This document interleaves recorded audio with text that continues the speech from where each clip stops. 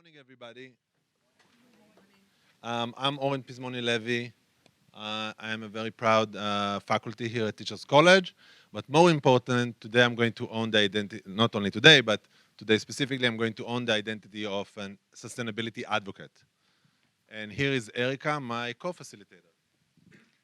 Good morning, everyone. I'm Erica Kessler, and I'm a second-year PhD student here at TC. And Oren is my wonderful advisor, and I'm all about sustainability. Okay. I'm mainly interested on how youth activate in sustainability issues, mainly climate change, and of course, the most recent climate strikes. But more broadly, how are youth as an agent in movements, in these civic spaces that oftentimes they're not seen as full adults or legal citizens yet. So that's a little bit about my research. And you are a sustainability Oh yeah, advocate. I'm a sustainability advocate. Okay. We have to remind ourselves about that. So we have a couple of objectives for today. Um, We're going to raise our collective awareness to the broad scope of sustainability.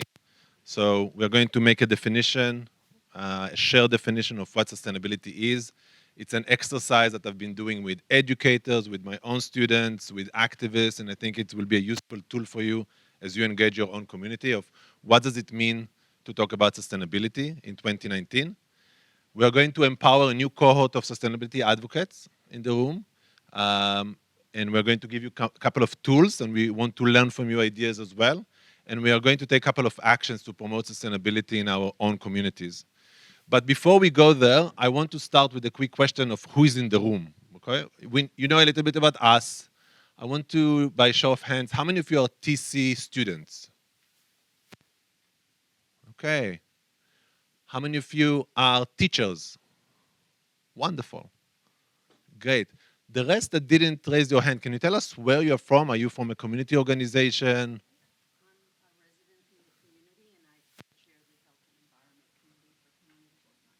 Oh, wonderful. Wonderful. Others? I'm a resident of the community, and I founded a group called It's Easy Being Green. It's easy being green. Okay, I want to hear more about that. Go ahead. On idealist.org. Wonderful. Others? Okay, great. Others? Okay. And you live in the community as well? Whatever counts as a community? Okay, good, good, good. Yes, go ahead.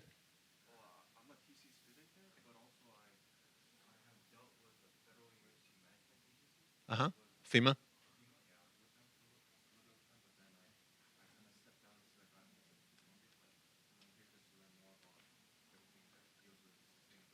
Great. Other people that are not TC, I'm just curious of who is in the room so we know which kind of resources we have in the room. Are we good? Yes, please. BMCC? Wonderful. Thank you for joining us. So, wow, we have wonderful set of people in the room, very diverse in terms of background and organizational affiliation. This is wonderful. I think, oh, so that was this slide. I'm sorry, we had this slide for this one. Who is in the room? I think we did it. Erika, are we good with this one? Okay, so here's the agenda for today. We're going to do an introduction exercises with two short activities. One is called the 3 thoughts activities. If you did it before, please don't do a spoiler for your peers. Let's keep the secret of what's going on in the end. And then what does sustainability mean to you as an exercise? And then we're going to talk about how to be an advocate for sustainability. I really like how Matt described it before. Advocacy is something you do or something you be. You are a being advocate. And we're going to talk about a couple of big ideas from research on social movements and activism. What makes a successful movement? We're going to give you 5 of the tips from the literature. And then we're going to have a discussion and collaboration activity in the room where I will ask you to move around a little bit and we will end up with a reflection. So let's start with a quick introduction activity, okay? You already closed your eyes today, so I'm not asking you to close your eyes. But I want you to write down 3 thoughts you had this week. Write down 3 thoughts. Sure, go ahead. People, this is an academic institution, but if you feel that there is other room that is more attractive to you, feel free to go. I'm not offended at all. The idea is to maximize our learning today. But now we are writing 3 thoughts, random thoughts you had today, you had this week.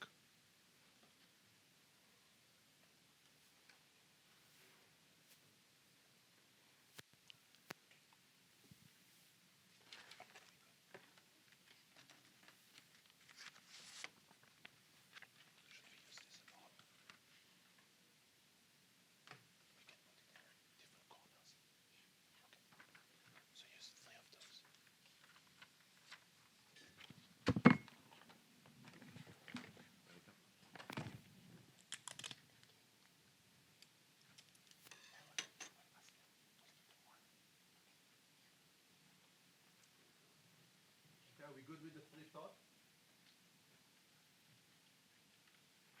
Just random 3 thoughts that we had this week. Are we good? Everybody? Okay, next assignment. Okay? This is so funny, by the way. I have to share with you. I'm usually teaching here statistics, and it's much more boring than what we're doing today. So this is awesome. Just to have another experience of the room. Write down what does sustainability means to you.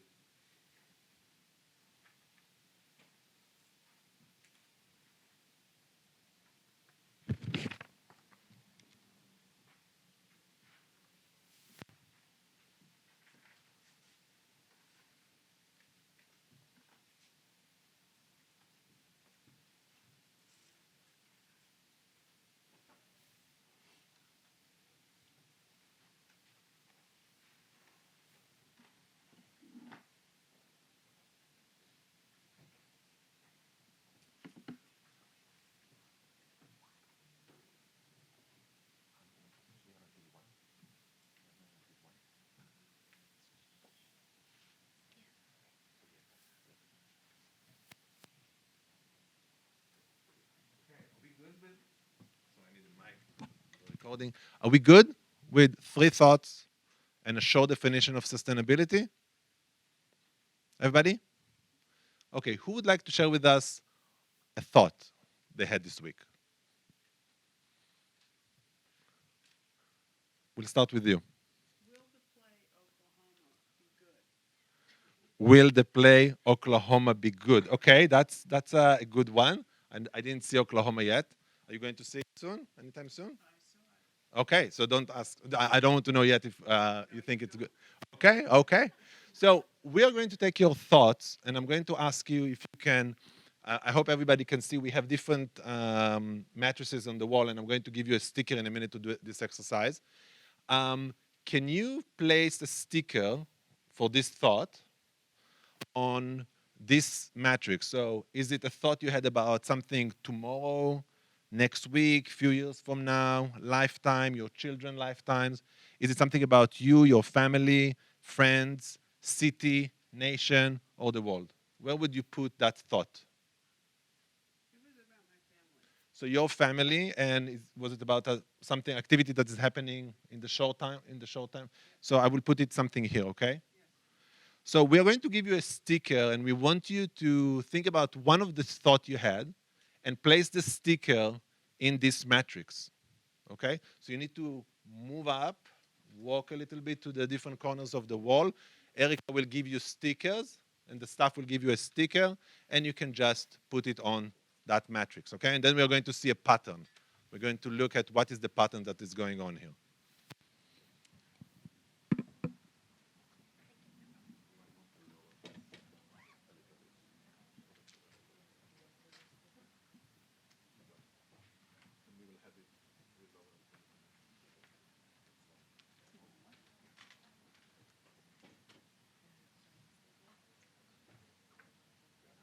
You have a sticker? No. You need one as well? Here you go. Erica will give you one. Okay. So everybody look around the 3 examples we have. We have 3 samples, as I will say in statistics. One there.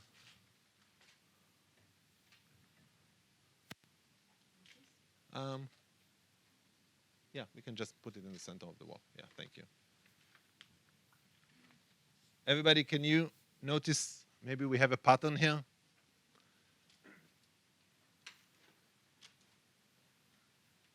Wonderful, thank you.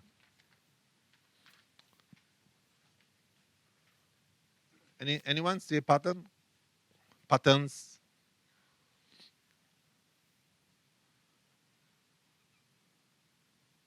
Silence. More on the left side. Okay, more here. Okay, that's, I would say, that's somewhat happening. Yeah, yeah, yeah, that's good. So usually, this is a unique group, so I'm not worried about that. I thought that we are having activists and advocates in the room. Usually, the map looks like this.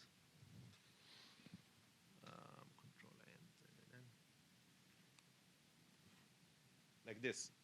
Usually when I do it with students or even teachers, we have a concentration on the left and bottom part of the matrix. Because most thoughts we have are really about short term and close to us in terms of family, friends, our very close community. And this is one of the challenges of sustainability. To think sustainability, we need to think beyond the here and now, and we need really to focus on this area. And humans, most humans, not activists or people that are really minded to social change, are really focusing on the here and now and closer to them in terms of relationship or geography. Okay? So one of the things we need to think about sustainability, the challenge we have is to encourage people to think about beyond them and their community, beyond the here and now. So climate change, for example, as a topic, is not something that we are going to see tomorrow, but it's something that is going to happen in 10, 20 years, and we need to pay attention to that time frame and not to the closer time frame. Are we good so far? So that's an exercise that usually I'm using in classes, I'm using it in training, and even in meetings with NGOs, because we need to clarify what are we talking about when we say thinking about sustainability. It's really this challenge. I'm not trying to shame anyone, and if your thought was here, it's totally fine. We are humans. The challenge of sustainability is to think about really the long-term impact of what we are doing today. So that's one. Are we good so far? Okay, let's collect a couple of definitions of sustainability. What does sustainability means to you? You want to start with us? Yeah. You have to project for the recording and for everybody else. The ability to maintain. Okay? I say creating long-term solutions, not short-term fixes. Okay, so that's somewhat related to this, creating long-term, maintain something also long-term, right? Others. A more mindful way of living that you consider your impact and your impact on others and the planet. Okay, others, people, and the planet. Bingo, good. This side. Okay, what we have. Can you unpack what you mean by what we have? Not using single-use items, repurposing clothes and other things, just being responsible with our material consumption. Okay, okay. I thought that that's what you mean. I just wanted to hear it from you. Go ahead.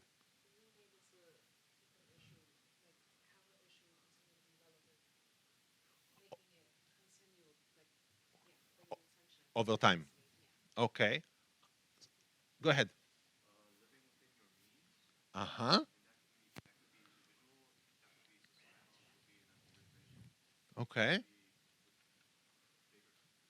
Living within your means. That's the beginning, and then you unpack it as it could be your organization, community, city, country, the planet. Yeah.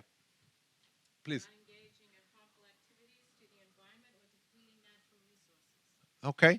So we start to get a sense of what we as a group define as sustainability. There are at least two camps here, if I may. One is focusing on really about continuing what we are doing over time. So I think it was reflected in your statement, and it was reflected in your statement. Although very somewhat different, but still the idea of containing, making sure that we can do stuff over time. Other people in the room are focusing on the relationship with others and the environment around resources to make sure that what we are consuming today will still mean that other people can consume later on. So these are all correct definitions of sustainability, but if we want to be effective advocate, we need to make an inclusive definition of sustainability so everybody can be part of the movement. Okay? For many years, I would argue there was an emphasis only on recycling, only on reusing of materials, only on reducing consumption. And I think that it's really time to broaden the umbrella to make sure that many groups can join us in the effort of sustainability.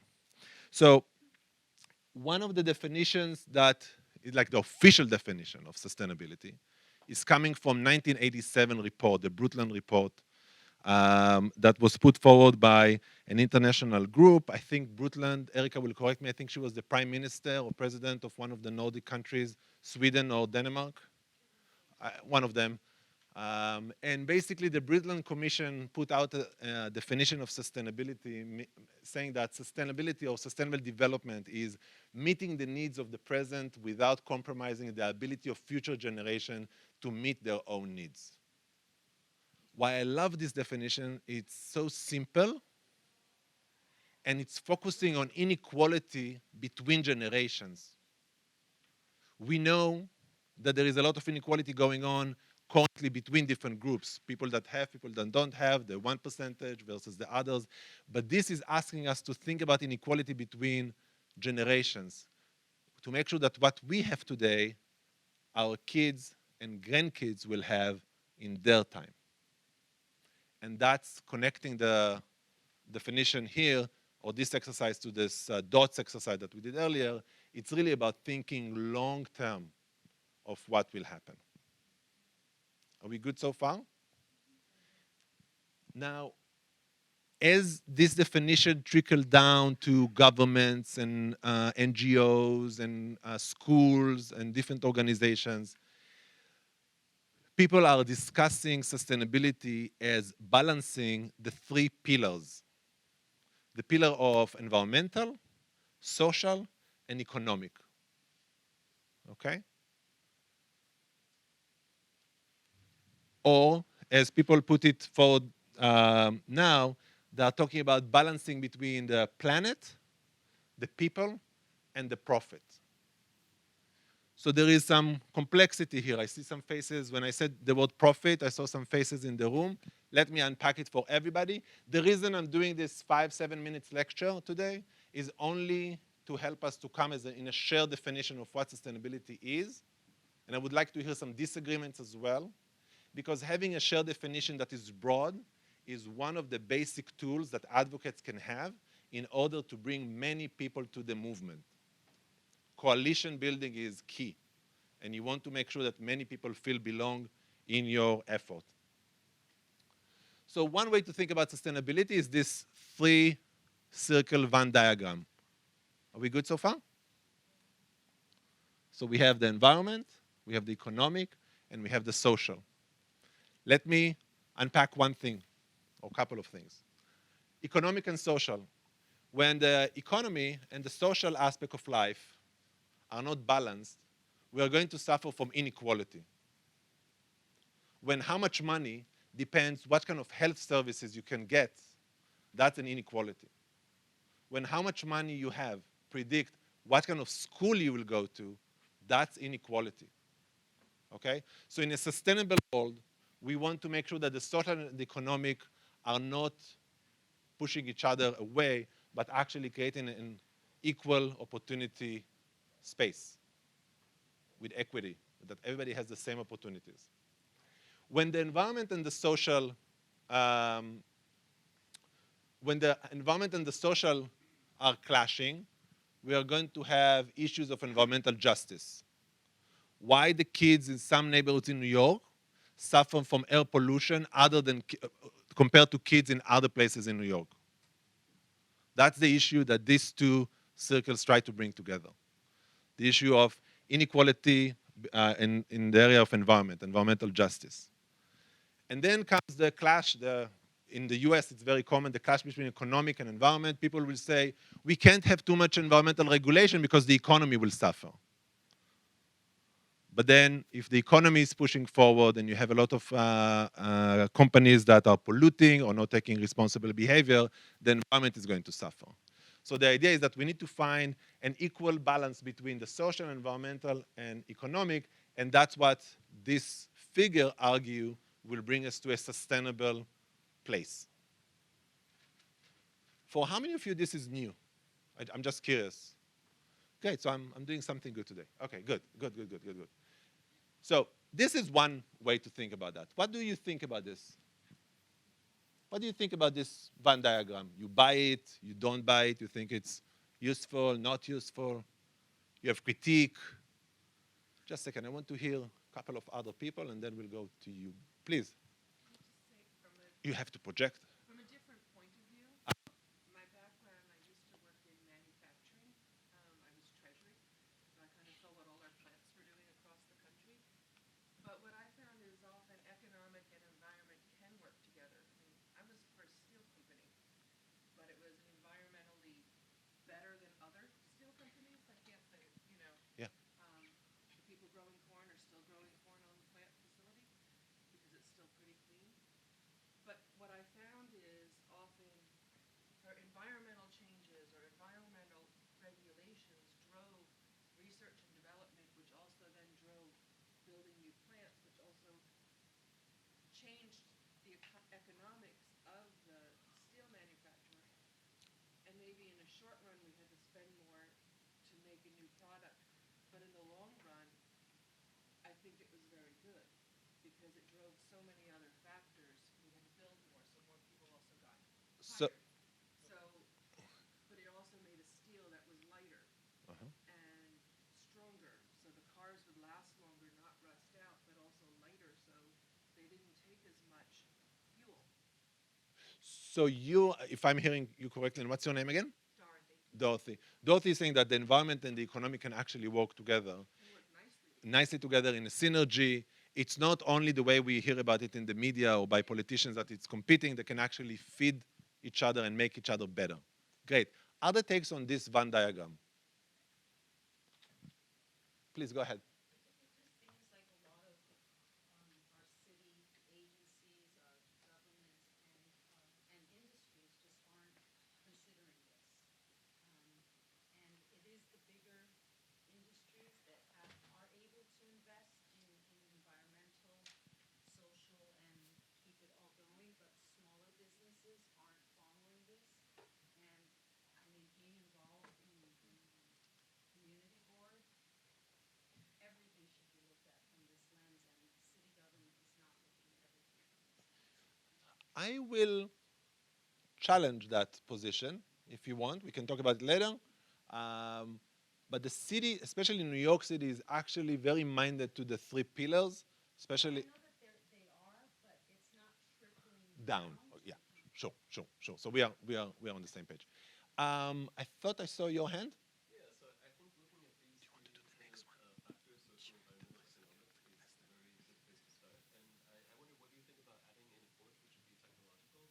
I think the development of technology has an ability to impact environmental, economic, and social factors very drastically. And so I think that's kind of a fourth sort of vector that's pulling on these. Wonderful. So, what's your name? Dave. Dave. So Dave is bringing the idea of maybe a fourth pillar of technology. Other people argue that technology, R&D in general, is really important, and other people are saying that culture is missing here as well. So yes, I like the critique that maybe there is more pillars to bring. That's a good idea. Yeah, go ahead. I think it's pretty. Pretty. Pretty. It's pretty. But I don't think it will have an impact on mass. I think there needs to be a groundswell of just regular people. Like my father owned a bar, he wouldn't know what to do with that. But if someone told him, you will not survive unless you put all your plastic water bottles in a blue bag, he'll do it all day long. So this is for the people who are already on board. I'm wondering about like the whole rest of the world. Okay. And I don't think they would say that's pretty.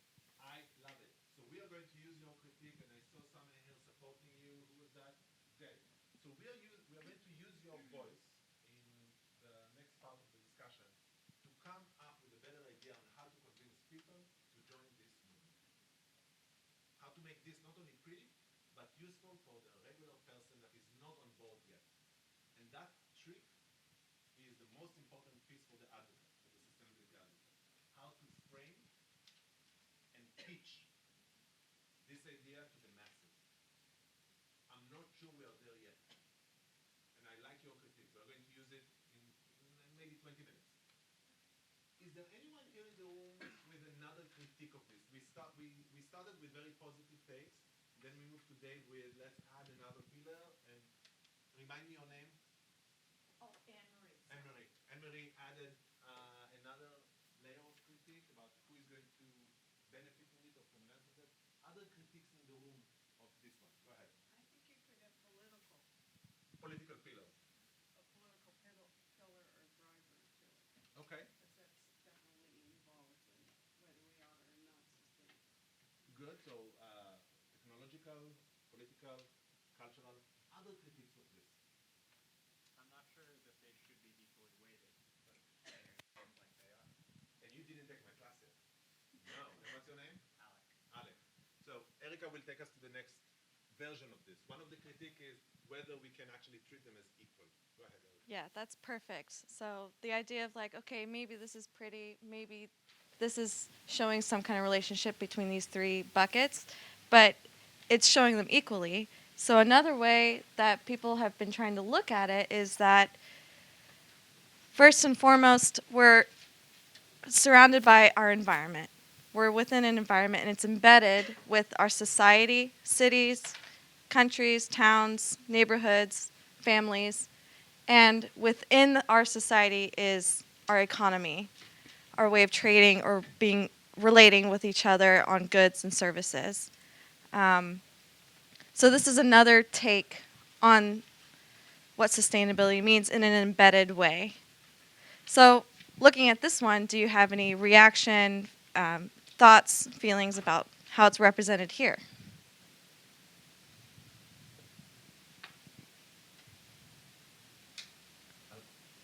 Yeah, please. Hi, I'm Karen. Just project phone. Okay. My name's Karen, and I am a fan of this model, but I honestly feel like in the world we live today in the U.S., it's the exact opposite, reversed. The environment is the smallest, and society perhaps is still in the middle, but the economy is the big one. Yeah. So you are saying that this is in utopia. This is not what's happening in the U.S. No. Okay. I will agree with you. I think this is where we need to aim to. Very similar to the previous one where we have the balance circle. This is where we need to aim to. Where we have to, as Erica said, we have to nest or to situate human activity and the economy within the limits of the planet. To my knowledge, there is no planet B, right? So that's one of the framing that social movement activists are using on the street. There is no planet B and there is no planet B. So they are nested, everything that we are doing within the limits of one planet, planet Earth. Then comes the society and the economy. And I think what's really interesting in the US compared to other countries is to what extent the economy and the society are overlapping. In the US, unfortunately, okay, and I feel strongly about that, especially being a foreigner that saw other countries. The overlapping between the economy and the society is so large that whatever we do in the job market, in the labor market, really predict our ability to do in life in terms of access to education, health, and others. In other countries, they tame the economy and they say, no, no, no. Whatever you do in the labor market or your contribution to the economy is good, but we are going to take care of you regardless of what you're doing or not doing. So I'm thinking about models like the Nordic countries of Scandinavia and Iceland and some of the continental European countries where they're saying, no, no, whatever you do in the job market, if you're unemployed or sick, we are still going to take care of you. And I think that's a different model of the relation between the economy and society. And then, as Erica said, it's really about the nestedness. This is the idea of the nested approach to sustainability. So regardless of which of the models you like, I'm suggesting that using visuals, having a conversations with your groups, if it's in your school, if it's in your city or community or corporation, it's always good to start with figuring out how people envision what sustainability is, come up with a definition, make sure that people recognize the different pieces and how they explain the relationship between them. So we just did what I do usually in a full 4-hour class, we just did in like 15 minutes. There is more room for us to unpack it and to discuss it. We're going to give you access to this PowerPoint. You can use these slides when you do community organization in your own place. You can use it and play with it with your colleagues. Are we good? Are we good to move to the next one? I think so. Okay. So being a sustainability advocate, what does it mean? Erica and I are both scholars of social movements. We read about social movements and activism. And in our reading of the literature, we figure out that there are 5 buckets of ideas that are really important for you all when you go out of this workshop today and when you take the role of a sustainability advocate. First is ownership. I started my workshop today saying, I'm Oren, I'm blah, blah, blah, and I am a sustainability advocate. You need to own it. And you need to be visible about that because you want other people to know that there is someone in the organization or in the community who is minded, care, and resourceful about this topic. What I love in my work here at TC that although I wasn't hired to be a sustainability advocate, I was hired to do comparative education work. Over the years, I became to known as one of these, and now every day I'm coming to school, someone will come on Monday and tell me, you know, over the weekend we went to a farmer's market and I saw this reusable grocery bag that can decompose himself, blah, blah, blah. Or another person at the cafeteria will tell me, you know, we saw this problem, there is a recycling bin that is not well signaged, it's not clear, and people are confused. So people know to come to me and speak to me about sustainability, and this is important. I'm not talking about an ego trip, that people know me and, you know, see me as an expert. No. It's about people need to know that there is someone that cares about this topic and that will bring them together to have a solution for a problem. Okay? So students know that I care about that. Students know that Erica is minded to that. They will come to us with an idea and we will brainstorm this idea and we will implement some kind of change in the college. I invite you all later on to go to the cafeteria and see our OZI system. OZI system, basically it's the idea that rather than getting your lunch in a paper bag or paper box, you use a reusable plastic, and then you deposit the reusable plastic box in the machine, it will wash it for you, and you'll get a new one next time you come. That was an idea that a student came up. She didn't know who to go to, so someone whispered to her that there is a faculty that is minded to the topic. And I don't mind doing, if it's recycling, if it's dirty or clean, I don't mind. I just like to move, to make solutions, to do solutions. And we came up with the idea of maybe the OZI system will work. She graduated, but she was able to implement this system. And now the task that we have, all the sustainability advocates in the college, is to be visible. And when we go to lunch, we make sure to do a small talk with the person in front of us or after us in the line and to make sure that they know that they can use the OZI system at the college. Because technology, and that will be my disagreement with Dave, technology is not enough. We have to do social and cultural change in order to really make sustainability work. We have to talk about that.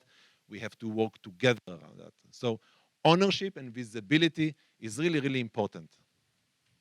If you work in an organization, how can you make it visible? How can you make your sustainability advocacy visible? Let's brainstorm a couple of ideas together. Go ahead. And I know you. You were yes. Wonderful. Thank you for coming.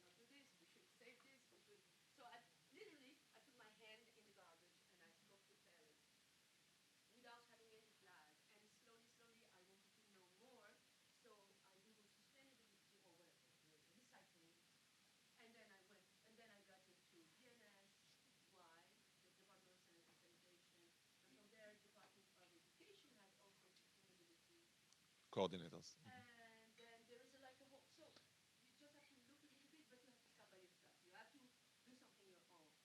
Now I became in the school, I'm just a parent volunteer, but I became like you. Every time somebody wants something, they come, oh, Miriam, we have this. A teacher came with some composting, it was totally like, I don't know what. I said, okay, I'll take you to the composting bin. So, voilà. Great. It's really true. What you said is absolutely true. Great. So you have from first-hand evidence that this is really important ownership and making sure that it's visible. Let's talk about other ways to make our work visible.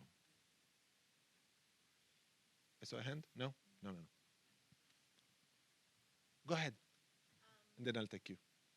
Speaking on what you said before, technology is not enough. You need like a human social work behind it. I'm thinking of social media because that's a huge thing now, and I think everyone has a platform, and so you can really transform something like that into making your efforts and other people's efforts visible. Bingo. Social media is cool. You?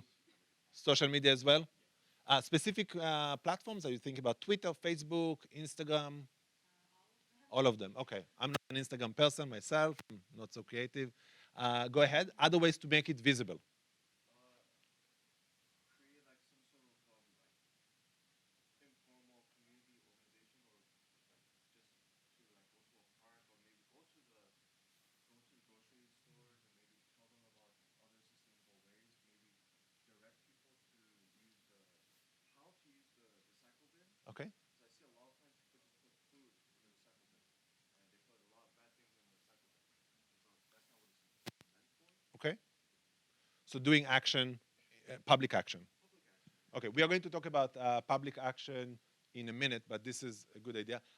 More ways to make it visible. We'll take your idea and then your idea. Go ahead. I'm a teacher, and I noticed when I give my students positive experiences outdoors, that impacts them because I think in the city sometimes we're removed from that. And then I think when you have those positive experiences in nature or outside, you want to take care of it. If you're removed from that, I find it hard to make that connection or have my students actually care. Okay. So so you're making the nature or the environment visible to them. Right, like field trips Field or, trips. you know, Got just it. having experiences outside, talking about nature. I think that has impacted them more than just Great. being indoors. Great. Go ahead. I'm thinking more just like incorporating a sustainability lens in anything you do, so like any organization or kind of goal that you're implementing, whether it's like a smaller scale, like you're just like organizing a friend's birthday, or it's like a larger event like you're planning, like a university event as a case, like a philanthropic foundation doing, to as you mentioned earlier, just like even if you're like at your like local house of worship, just like seeing how like how education process has like really formed those spaces too. Just being like incorporating that lens into just in everyday life, and by saying that, then it'll also be on people's radar as they're doing that activity. Okay. Go ahead. I'm also a teacher. I'm also a teacher, and what we've been doing with our kids, we started composting at the local farmers market, and now we have every single classroom has bins of compost worms, and so it's actually inspired our students and families to do that as well. And when our schools stop using disposable anything for parties or whatever, we have the families bring in their own dishes, and then we photo document it so that when people come into our classroom, they can see all the work that the kids are doing. And my kids are 2 and 3 years old, and they're Love it. able to do this. And I know it's So the photo and the documentation is really important. Make sure that what you do is documented. Share it. Don't be shy about that. Otherwise, people won't know it's happening. Okay? Use social media to connect with others. Just a second. Have a website. We established a website, shameless plug, tc.edu/sustainability. We created a website and we started just putting the materials that we have been doing, the Aussie system, a story there, a picture here, blah, blah, blah. We are getting a lot of traffic these days because it's becoming a place where people can see what we are doing. And this is really important. It's doing two things. It's inspiring others, and it's also signaling to them, this is happening at our organization. You can join the movement. Okay, so making ownership, ownership and visibility is really, really important. I'll take quick comment. I have to push back a little bit. I think if we had 50 years, we could do it this way, a classroom, a family, a small community, but we don't have 50 years. I think there needs to be like a shock to the system, and I think a lot of people, it's very esoteric, what's going to happen to us. I don't understand why nobody has come out with like a YouTube video to show what it might be like in the United States if we don't do this.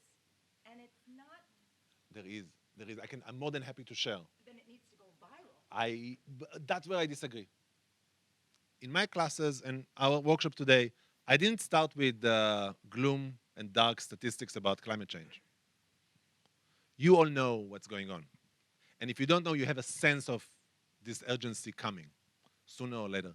I believe that starting any kind of a community discussion with the bad statistics is going to shut down people. It's not going to empower anyone to take action. I'm a new father. I have a 10-month-old baby. The last thing I want to think is that in his lifetime, is going to experience this catastrophe. Rather, I'm going to think about what we accomplished over the past 20 years as a society. I really think that that's the way to start. Otherwise, the dark, sad statistics are not going to empower anyone to take action. So I believe I agree with you. We need to take action fast, but we can't scare people too much. We need to think about the balance of these issues. Let's move to, I appreciate your comment though. Let's move to mobilized resources. A successful advocate will be able to mobilize a lot of resources. But I want you to think about resources beyond money. To do sustainability advocacy at the college, I didn't need money. I needed people with good energy and willingness to volunteer. Money is not the solution for everything. So think about the resources in very broad ways. People, time, energy, skills. What else? What are the resources you need in order to be a successful movement beyond the money? People. People, and people not only talk, I hear United States, United States, United States, and that's great. But I was sustainability coordinator for years, and one of the things that came through is this is a global problem, Uh-huh. and we have to address it globally. You have the Five Gyres full plastic pollution. You have the plastic pollution going on beaches in Bali that were once beautiful, and you have individuals who are taking up um, the cause. You hear about it all the time. Well, we started this because we heard, oh my God, no one's doing anything. Slowly but surely, but it's a global problem. So people. And people might be scared of saying, I don't have time for full days volunteering. Find the ways to recruit people to do specific tasks with you. Okay? Be inclusive. Think about who is in your group and who is missing.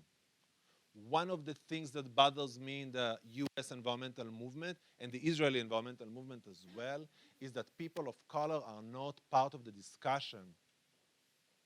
And we can think about different reasons of why this is happening. I want to change it. I want to have multiple perspectives on this topic. As you said, it's not a US thing, it's not a New York thing, it's a global thing. And in order to really be sustainable, think about the three pillars. We have to make sure that every voice is included. Because what counts as sustainability to me might not be sustainability issue in Mongolia. You want a story about Mongolia? Here you go. I went to Mongolia to do research about sustainability education. We went to a school in one of the periphery area, very cold area, I remember. And the kids had a music class, but they didn't have drums. They had cookie boxes wrapped up with a nice paper, and that was the drum. Nobody told them, wow, you're doing good for the environment, you are reusing or recycling. So it wasn't checked as the school is doing recycling. They did it because they didn't have any other option. So rather than saying this school is not doing recycling because we don't label it as recycling, we need to be very inclusive in understanding that recycling might be labeled as such in the West, And in other places, it will be a practice that they do because they don't have any other option. So that's why I'm saying it's really important to be inclusive in the people you have in the room and to have different interpretation for what you're doing. Okay? So people is important. Time, skills, energy, others, quickly. Space to meet. Yeah, that's actually important. We can meet online, but there is no better way to communicate one-on-one when I can see your eyes and whether you are engaged or disengaged, you agree or disagree. If you have problems with space, if you're a student, talk to me. I'm an expert in finding rooms. And if there is no room for you, we can use my office. Because meeting to start a movement is really important. So space, thank you. Others, technology, who said? Yeah, so we need someone that is good in Twitter, in Instagram, in Facebook, WhatsApp, whatever. Others, Cultural capital. what do you mean by cultural capital? So I think it's really hard to get anybody to do anything, regardless of how advantageous it is, if they perceive that there is going to be some kind of, maybe no social benefit or even a social disadvantage for doing it. And so to have cultural capital means that you can make these changes that people will do not only because they think it's advantageous, but because they think that other people are doing it and it's a good thing to do. So that's a different, so as a sociologist, we use cultural capital for another term, good. So you're saying that people need to see the public good benefits of what they're doing. It's not only for them, it's for a bigger cause. Is that what you're saying? Or? Not exactly. So people very often do things that are, publicly detrimental, but people try very hard not to do things that are socially detrimental. Okay. Dave is suggesting this idea of cultural capital. Maybe we need to rework the definition, but you'll have an opportunity in 10 minutes to do that in a group, to think about what this resource is really all about. So we're going to do that. Let's take more resources. I was looking at it from when he said that from a different take, where when you're speaking to them, you are culturally relevant. Whoever is speaking to them, so that there is a connection. Because, if you're going to address, for example, the Hispanic population, you want to be able to relate to them, possibly speak their language, and talk about things that they will understand. And can say, okay, well, I can recycle that, but if you just go in with a very detached and cold kind of preaching to them. Meet them in their space, right? It's not only about a lack of understanding. I don't think that people don't understand. I think some people have different interpretation of what the issue is all about. So we need to make sure that everybody is coming together. So that's another resource. Let's move on because I really want to hear your own voices on different ideas. Private and public actions. One of the worst issues with environmentalism in the US is that we tend to highlight private actions. Oh, I'm going to bring my bag to the grocery store. I'm going to recycle. I'm going to lower my consumption. I'm going to avoid meat on Monday. I'm going not to use a straw. All of these are private actions that are wonderful, but they are not as important as public actions. Sign a petition, run to an office, make sustainability your agenda, talk with others. Feel free to do activities with others around sustainability. Raise a question in your class. Just a second. If you're studying at TC and you feel that climate change, sustainability is missing in the curriculum, take an action. Tell to the professor, teaching about education policy without thinking about the heat is just unthinkable. We have to talk about climate change in policy studies and in psychology and in health. We have to make sure that everybody is on the same page, understanding that this environment is affecting everything we do, and everything that we do is affecting the environment. So be public with sustainability. Don't only change yourself. That's not enough. That will take us a lot of time to bring many people to the movement. We need to do it publicly. So you said earlier about doing public activities. Protest is important. Encourage the kids to participate in different activities. Contact a politician. Write an op-ed to the newspaper. Put stickers in different places. Put flyers. Make events. Do events. big or small, movie nights, discussion evening, whatever you want, make a public event. This is really, really important. One of the tragedies, I think, is that we are focusing on changing our private behavior. And what it does, I think, and I didn't do research about that, so don't quote me, but here's what I think is happening. When we are recycling, we feel good. Oh, we took care of our little area, but we can still continue consuming. We are still recycling. Yeah, we are good to go. No, we need to really think about how we are going to collectively change the system. So rather than going to a coffee place and everybody's going to give you a paper cup, no, places in New York need to own their garbage. So we need to encourage them to reduce garbage by giving us coffee when we are sitting at Joe or at Starbucks and we are sitting there. There is no reason that they won't give this to us in this cup. They have the opportunity to wash. They have dishwasher, they have water, they have everything there. It's really about them not thinking about that because we, as a consumer, we feel good about, oh, there is a recycling bin. No, we need to do something collectively to change it. So move beyond the private action to take public action. Partner with others. Work with others. Use resources and be a resource to others. So you are a teacher in the back, right? You are a teacher, still a teacher? Yeah, still a coordinator for sustainability in your school? So you and I are going to talk more because I want to make sure that you have all the resources that I have for coordinators. And then she's going to do that with another person. And you're going to do that with another person. You need to be generous. In this movement, we are still small. So to become an advocate, you need to know what the resources are out there. And then you need to make sure that you are sharing your resources with other people and connecting people and connecting agendas. Okay? This is really important and it's connected to the visibility, to the ownership, to how to mobilize resources and to public actions. So partnering with others and creating coalitions. Erica is going to give you in the end of today. You want to talk about what you're going to give? Yeah, go ahead. So, speaking of resources and connecting and giving, being generous with it, I tried to scour across multiple sites for New York City and for nationally, different organizations that have to do with sustainability and or climate change and or the environment.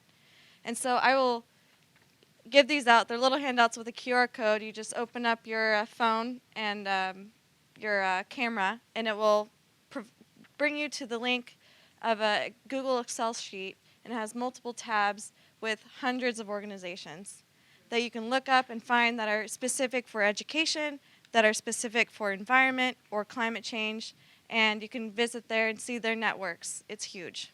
So that's what I'm going to give today. And once you have access to that, share it with your people. Yeah, it's open, so anyone with any kind of email can access it.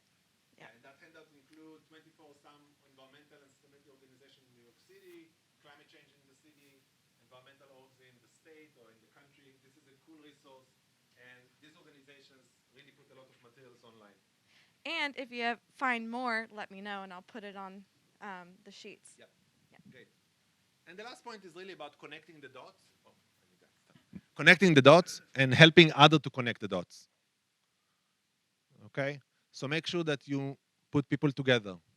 If someone is saying, wow, I was at the park and I saw a lot of garbage on the floor and I was really disappointed that the city didn't clean, help them to see what's the root problem here.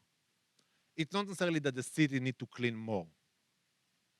It's maybe about how we give people the opportunities to create garbage. And maybe we need to reduce the amount of garbage we create to begin with. Okay? A quick story about the bathrooms in Schiphol Airport in the Netherlands. If you heard this story, don't tell others. Erica is laughing. So in a book called Nudge, a Nobel Prize winner described the problem in the men's bathroom in Schiphol Airport. If you're a man, or identify as a man, and you go to men's bathroom, you know that it's a mess. I've never been in a woman's bathroom. I hope it's cleaner than what we have. Okay, I hope. In Schiphol Airport, there was a really problem. The men's bathroom was really dirty, and people complained. So the management put more cleaning services to the airport. More and more, and intensify it, rather than once a day, twice a day, once an hour, blah, blah, blah. Realized that didn't work. They started putting signage. Please keep the bathroom clean for your own health, blah, blah, blah, blah, blah. Didn't help. Then came a psychologist and say, let's help the men keep it clean. So they put a picture of a bug in the urinal. And all of a sudden, the men started aiming. Yeah, that got him a Nobel Prize. This work on how you can subconsciously affect people's behavior. So we are laughing here, but this is exactly the idea of help people to see the bigger issue and how, not necessarily with a lot of money, but with a creative thinking together, we can come to a solution. I encourage you to read this piece in Nudge. It's called Nudge. It's a paperback book. It's really awesome about the Schiphol Airport phenomena. We are going to end our lecture now, and we want to move to you all. And we want you to work in groups to workshop a problem or an idea on how you're going to take action after today. So you raised an idea earlier about whether this visuals or language is useful to the masses. You raised another idea of how we can make it urgent. So we already have 2 ideas in the room. I want to collect more ideas, maybe 6, up to 6, and then we are going to use a technology, air quote, a system called open space, where you can choose wherever you want to go and discuss and contribute to that discussion. Remind me your name? Brian. If Brian is going to your group, Anne-Marie? Yeah. If Brian is going to Anne-Marie's group and feels that Brian is done, he gave the idea, he's not learning anymore, Brian can move away to another group and help that group. You don't have to stick in your group for the whole time. That's what I'm trying to say. Okay? So this tool is called Open Space. It's a wonderful technology to use if you want to do group work in your organization. Basically, it's this idea that people are more creative when the boss is not asking them to do something. It's when they have their own time. So at the cafeteria, at the place where you get water, or in the parking lot, you know, where you finish work and then you sit for an hour to talk about work. That's where the most creative ideas come up when it's not structured. So we're going to mimic that today. You can use your feet to move around the room, okay? Or you can move around. You can be a bumblebee, as I said about Brian. You can move between groups, or you can be a butterfly. If you feel exhausted today, just sit here with me. Let's observe the room and see what we are learning about what's going on in the room. The only animal I don't want you to be is a giraffe that just use the neck like this to see what's going on, but is never engaged. I want you to be engaged. So we are collecting up to 6 ideas now, things you want to workshop, action you want to workshop together with others on what you can do on sustainability in your organization, your community. Let's take ideas together. The idea is you need to raise your hand and say, I want to do X. I want to lead a discussion about X. We need to do it quickly so we can have enough time.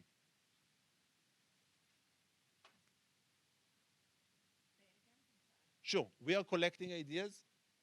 It could be revising the visuals I showed you earlier, or it's coming up with a new way to pitch to people to join us very quickly.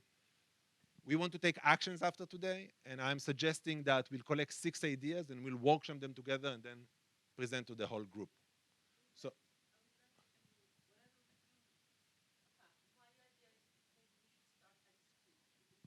okay. So you want to work in a small group on how to get schools on board. Okay, Miriam is going to lead that group. Erica, why don't we give Miriam a flip chart? Yeah, in a minute, I'm with you. And Miriam, you're going to lead that group there. So you can sit there. Next. It's an idea. What's your name? My name is Kay. Kay. It's an idea, not necessarily that I want to lead the group, but You're willing to lead the group if people will join? I facilitate, but not lead. Okay. And the idea is for those of us who live in buildings who don't have a system of like clear system of recycling or composting, like Okay. Are you willing to facilitate this discussion? Okay. So, Hani and Erica, can we give Kay a marker and a chart? Next, we need a couple of more ideas. Your name? Brian. Oh, we have two of you. Okay.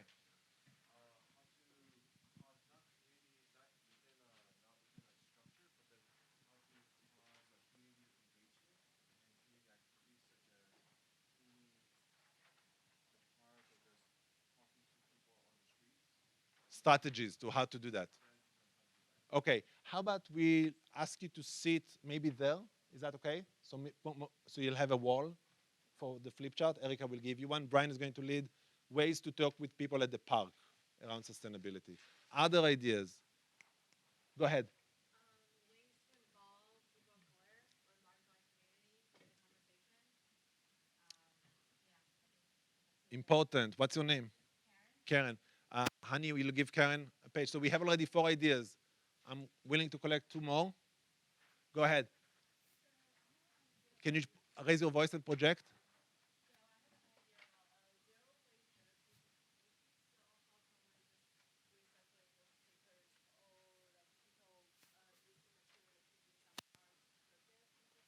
Zero waste at TC.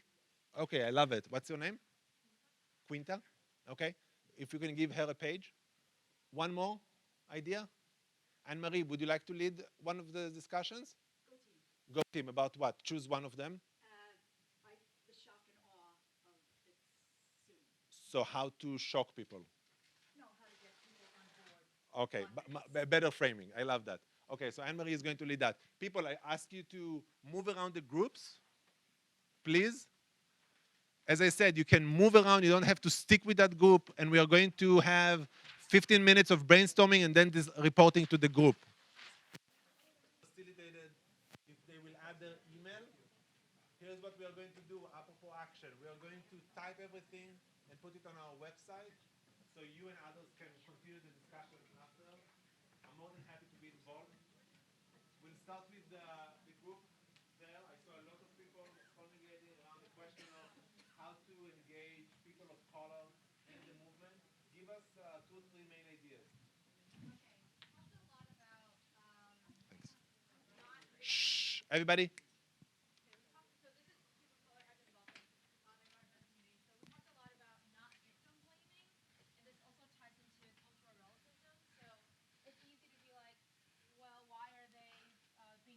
Don't they know any better? But it's on. Okay.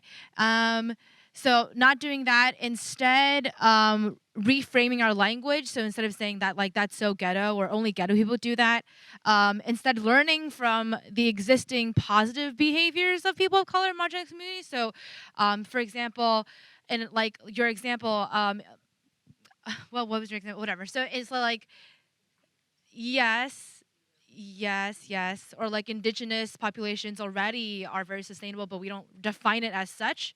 And then we talked a lot about education, expanding education, outreach, and access. So I think this also ties into victim blaming. It's not that they don't know any better. Perhaps they don't have the access to the resources, or they, no one ever told them, or they need to be led by members of their own community of why this matters. And then like halfway through our conversation, we realized that we were conflating poverty with people of color, which is not exactly true. And that I believe that we need to stop talking about this perhaps in like a deficit thinking, that they're lacking this and they're not doing this and all those behaviors. So instead, oh, okay.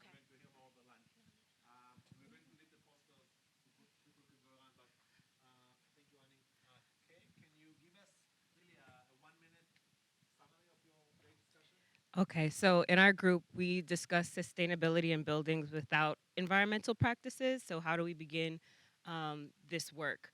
And so, we had someone in our group who actually launched an initiative. So, she shared that with us. But it's really about talking more to our neighbors, you know, partnering with our building supers or within our communities and passing on information as a starting point. And from there, really leveraging the resources that are available in the city and similar to the practices that we discussed, but it got more specific into specific things that we were each interested in bringing to the discussion. So for example, calling for, if you don't have composting in your area, calling your city council and Department of Sanitation. And one resource was curbside pickup. So it was just kind of a starting point. Okay. We are going to post it online and we are going to add the resources, the links for everything we Yes. talked about. It will be really useful. Miriam, do you want to lead us with, it's a very long poster, very detailed. I appreciate Quickly. that for OCD and personally me. Okay. But it's not on. 1 minute. Okay, so 1 minute. Okay, how to get all the schools on board, and we are inclusive of all the schools, meaning public schools and private schools. So training everyone in the school, faculty, custodials, putting also the comment dire, involving the families. They bring their kids, they talk to them at home, and the kids have the school educating them in the educators educating them, and therefore bringing back the message back home. So there is like an osmosis, it's going back home and back to the school. One great idea, if we want all the schools to get on board, is to start a composting bin in every school.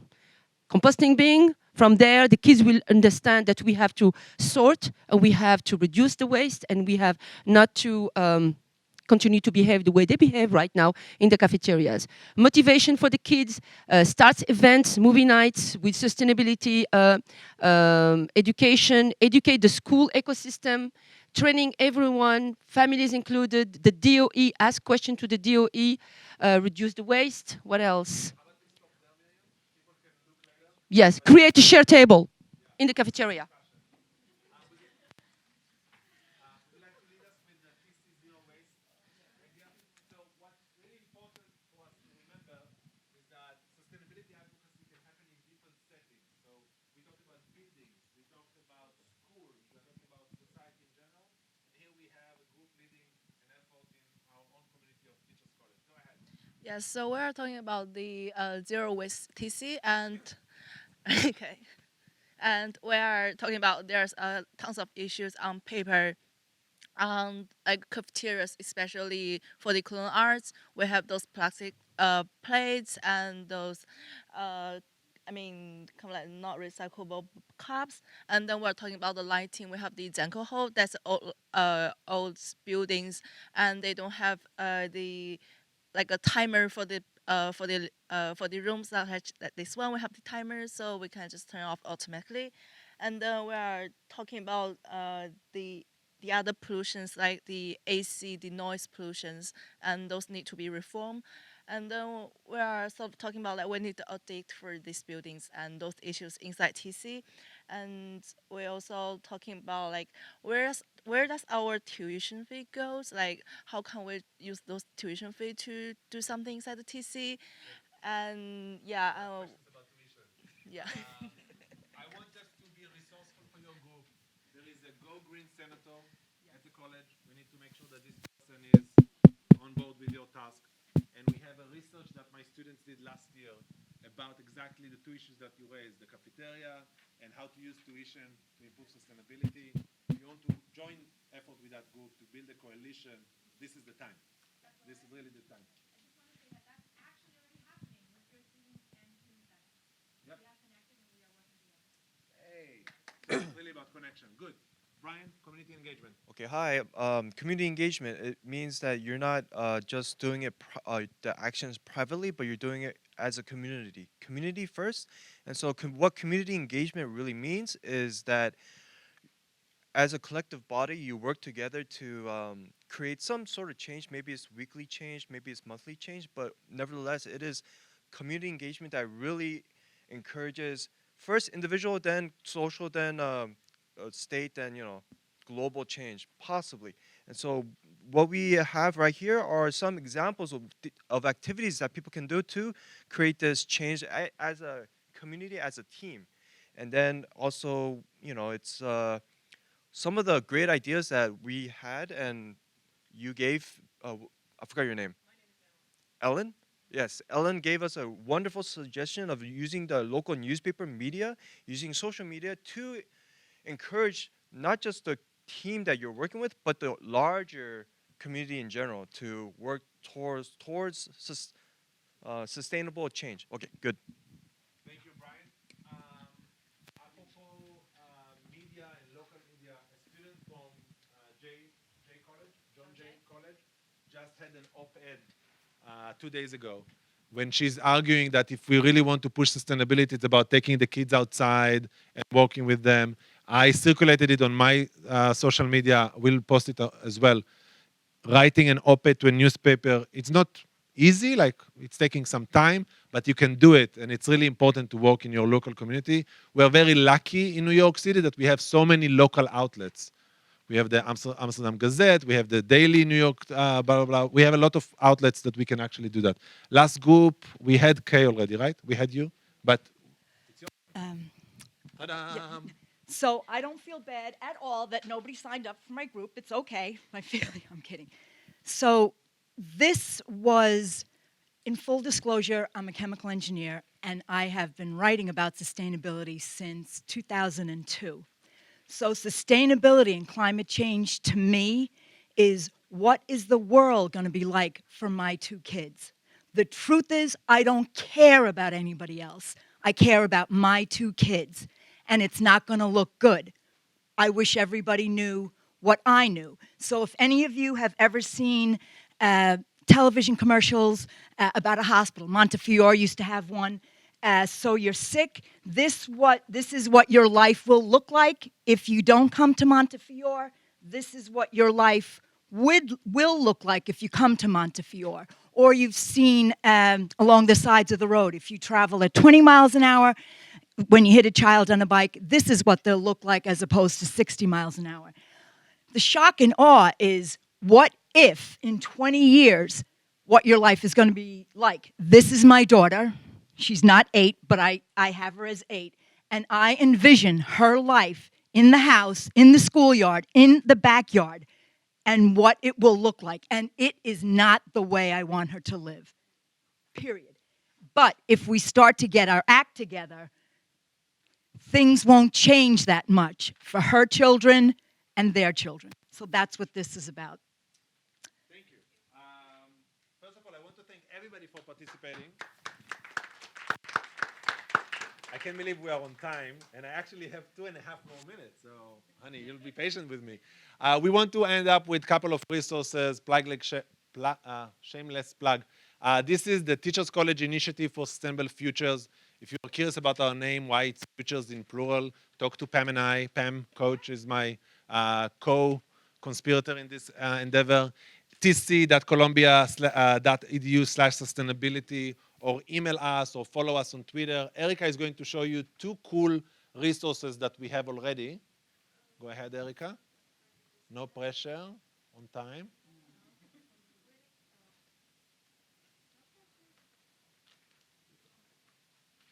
Yep. So this is our website. There's some resources here, thank you, Oren, that you can access here. And we have, I wish I could scroll. So we have research that you can read more about what Oren and Pam and others have been doing. And then we also have resources such as webinars that you can watch on multiple topics that have to do with sustainability, such as food, and that's led by Pam, and school climate and student learning, educators for climate change, intro just to sustainability ed, and then how to build a green team. So we have those and more are coming. We've done several more webinars this semester. We have a yearly annual parents conference. We had an annual conference last year. We are going to have something in the spring as well. And this is a redundant thing if you have the QR code, but on our website too, we have another space where you can see organizations that are located in New York City that do work in environmental sustainability education and other things. But here's the list and links to those organizations as well. So this and many other things are located on this website. Feel free to peruse around and, yeah, connect. Consume it yourself and share it with others. That's the main message. Make sure that others know about what's going on here. If you can go back to the PowerPoint for a second. Yeah. Make sure to contact me. Dave, you had a question about coordinators in your school. If you have any question about how the DOE, the Department of Education, is doing or not doing well on sustainability, feel free to contact me. We have a research partnership with them. I know a lot about what's going on there, and I know how to connect you to the specific people. So please contact me. If you have questions about food, nutrition, and how it's related to sustainability education, contact us here. I will forward the email immediately to Pam, and she will reply. People, it was an honor and fun to work with you this morning. Thank you for joining us on a Saturday morning. That was awesome. Miriam, go ahead.